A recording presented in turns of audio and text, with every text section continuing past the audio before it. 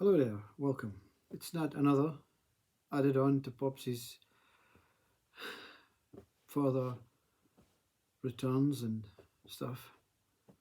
This is just what I think the audience, when you experience so many diverse and contradictory and unreal for many sharings of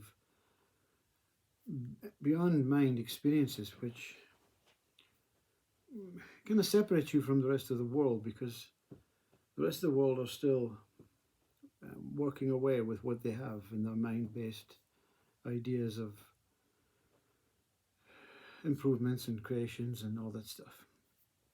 What I wanted to say was this: that I think an explanation is required as to this that appears as some sort of guru, some sort of saint, maybe not to some minds, but how the worlds were explained and how consciousness came within and the spirit was kind of controlling most of these dogs.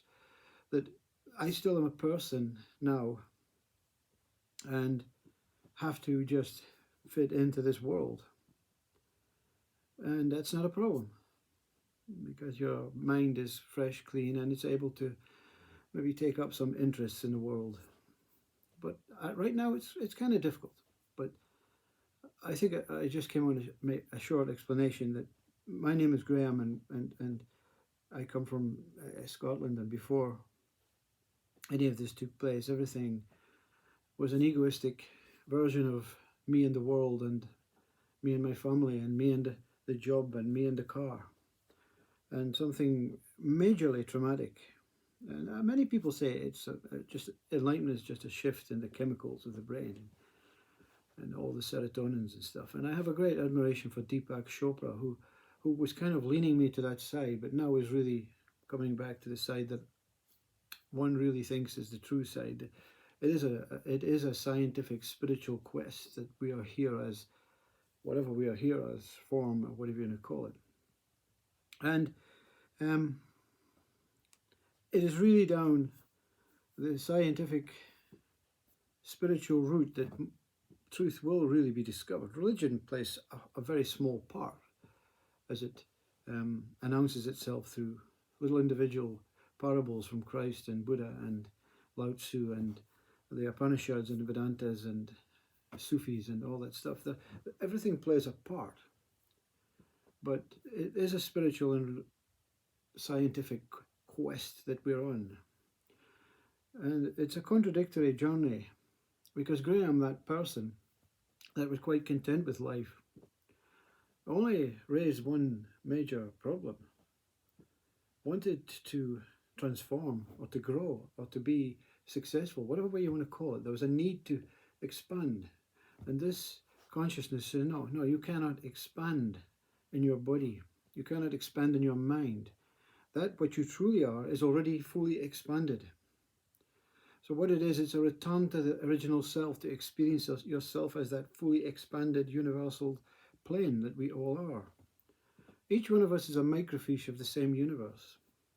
And we have this ability through consciousness to appear as this form. But it's far more sophisticated. And although this person, this Graham, this mind, this consciousness tried to explain it word for word, what the wisdom was, what the experience, what the revelation was, it is purely has to be left unspoken because it is unspeakable, you see. That doesn't mean to say it's shocking. It's unspeakable in that very contented, okay, I get it. Everything is okay. Just have trust, faith, and accept.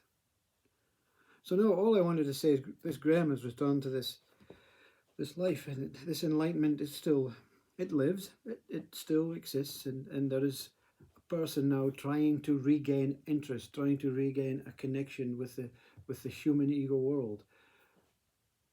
But it's a slow process.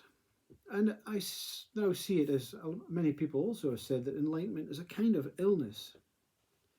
It's a kind of inacceptability. But at the same time, when you listen to speakers like Bohm and Krishnamurti, who are very, very, at some points, close to the truth, and you cannot share that with them because they are now bodies of past.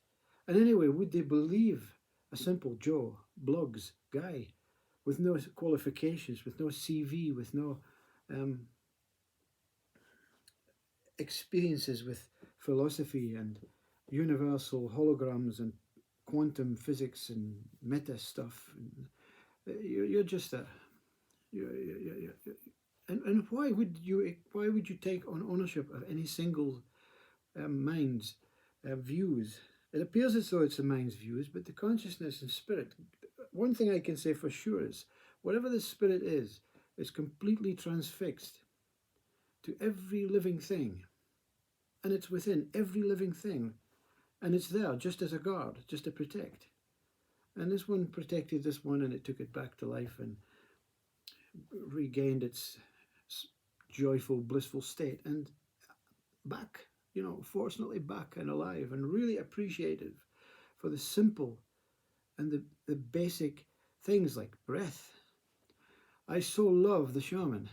Maybe 1 century I appeared as this shaman. That's why the connection is so strong. And the problem is we're not shaman anymore, so we have to just get on with that and move on. But truly, I want to send this message. It's not a message from this person, the speaker. It is a message that came through this person and speaker through YouTube from Krishnamurti and Baum. You listen to them. You truly listen to how their dialogue goes on, and you'll see that every time they come close, they move on to something else. Because the whole thing, every dialogue, is a reflection, but not a true, accurate reflection, because it's only a dialogue. But it's a true reflection of the truth. So every dialogue is getting to the truth, and then it's moving away from truth. And it's basically what it is this consciousness, this God that does not want to be discovered. No one will ever discover it fully. You can see it, taste it, but you'll never, ever, ever fully discover this thing, because it wants to be undiscoverable. And why should any singular human being, any singular form, any singular saint, any singular guru realize what this is and write down accurately, paint a picture accurate of what is taking place in this beyondness? It's so clever, its intelligence is so sophisticated. It is streets ahead of every mind, of every spirit, of every soul. The idea is for it never to be found. Why would God say, well, I am discoverable?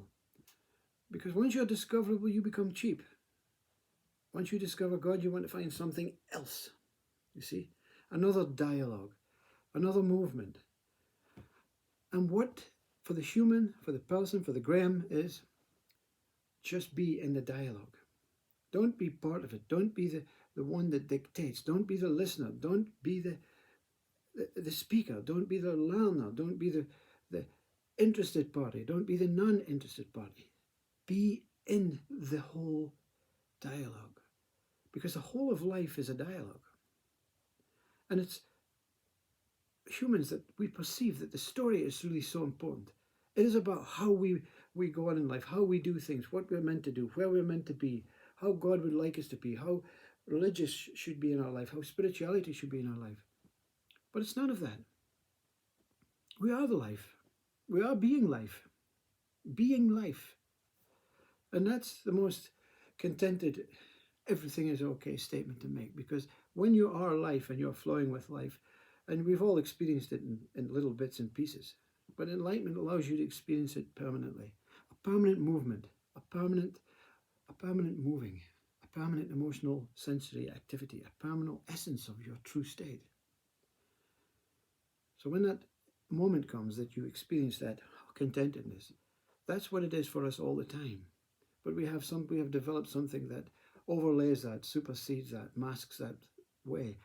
And these overlays, they're celebrated. It is called joy, it is called suffering, it is called happiness, it is called weddings and all that stuff. It's called ups and downs, fluctuations of states of mind.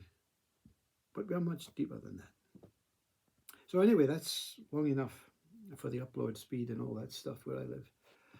I just wanted to say that I am a person, and You don't have to take anything that I said with any seriousness, or you don't have to follow anything, because you're a unique individual. But all together, as Jiddu and David Bohm says, there is something whole.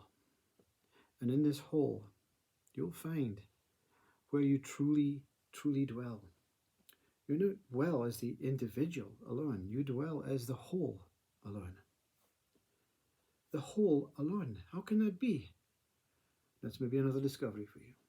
But I'm here, and that's all I know. I don't have a real name, Popsy, Graham, Mr.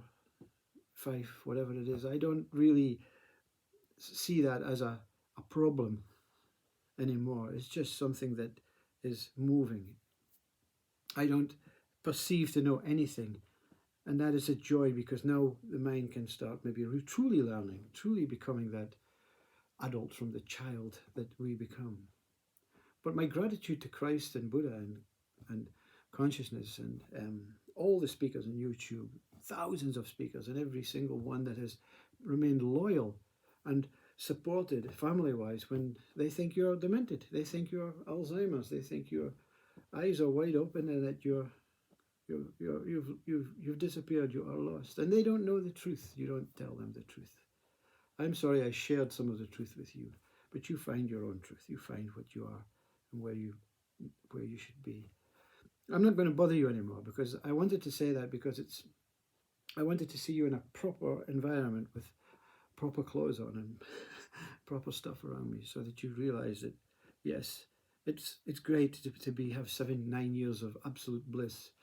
It's great to be contented and okay, but it's difficult to be human again. It's difficult to get interested in things again. It's difficult. So there are goods and bads and everything.